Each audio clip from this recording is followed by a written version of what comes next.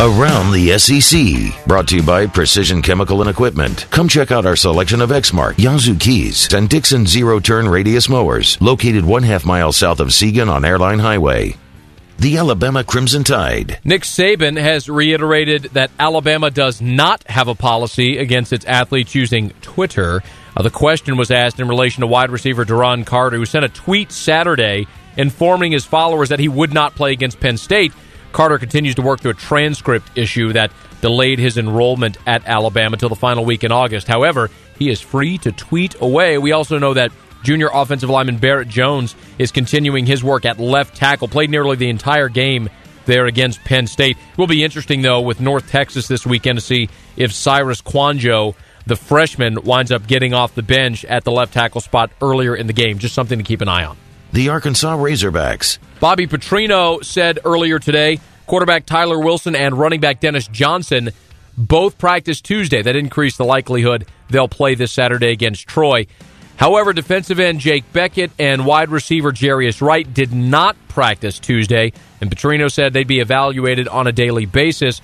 With a trip to Alabama looming next Saturday, Arkansas may play it safe this weekend, rest Beckett and Wright. We'll keep an eye on that as well. The South Carolina Gamecocks. This is an interesting story. Steve Spurrier agreed with an advocacy group's report that college football and basketball players don't get what they're worth from their schools.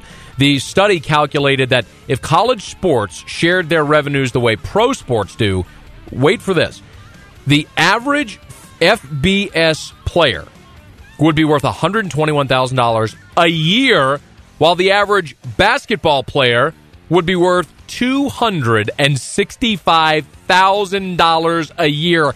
Spurrier said, quote, "Of course I think it's true. I mean, 20 years ago, 50 years ago, athletes got full scholarships. Television income was what? Maybe $50,000? And now everybody's getting 14, 15 million bucks and they're still getting a scholarship?"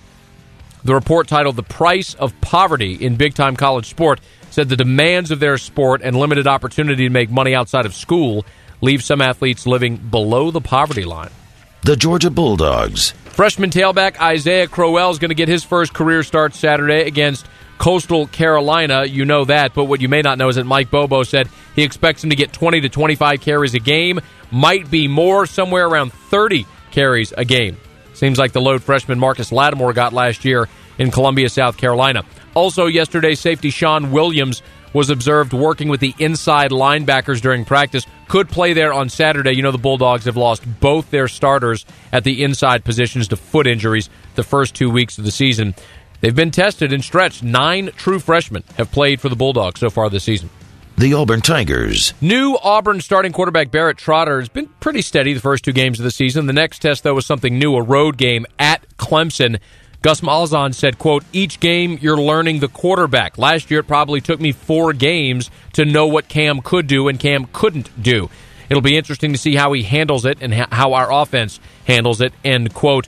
On the defensive side of the ball, and Corey Lemonnier said Tuesday's work was probably the best practice we've had so far.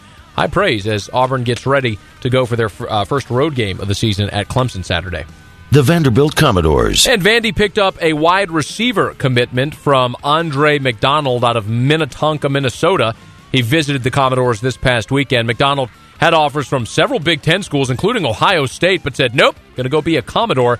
This comes less than a week after Vandy lost its first commitment of the season, wide receiver Jadrick Desclouet out of Patterson, Louisiana, who changed his commitment to the University of Houston. Also, this might be this week's sign of the apocalypse in SI, but the Commodores' 2-0 start has earned them some national publicity.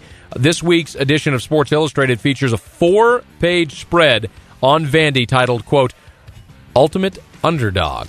Be on the lookout for that in Sports Illustrated. There you have it. That is Around the SEC.